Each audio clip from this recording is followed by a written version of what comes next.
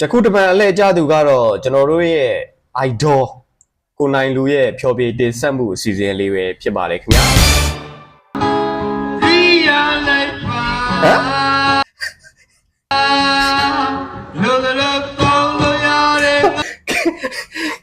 ်ဒါတီးရလူကအဲ့လိုမရည်နဲ့လေ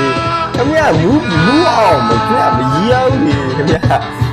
ခင်ဗျားတို့အရင်ဆုံးလုံရှိရနေရည်နေတော့ဟုတ်တယ်မူးအောင်ပြီပေါ့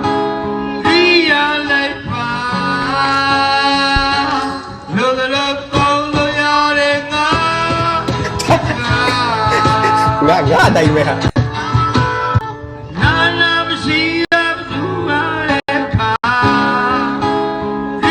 များလေးဆောက်ဆိုင်နေမှာဆိုပေးပါနော်ဘယ်ဆောက်ဆိုင်မှာဆိုထားရလဲမသိဘူးနော်ဆောက်ဆိုင်ကပိုင်ရှင်နေမြင်နေဆိုရင်လည်းတရှင်းဆိုငှားရမ်းနိုင်ပါတယ်ကောင်းပါတယ်ကျွန်တော်တို့ကတော့ကိုနိုင်လူဘာပဲလုပ်ကြိုက်ပါတယ်တရှင်းများလေးဆိုပါကောင်းပါတယ်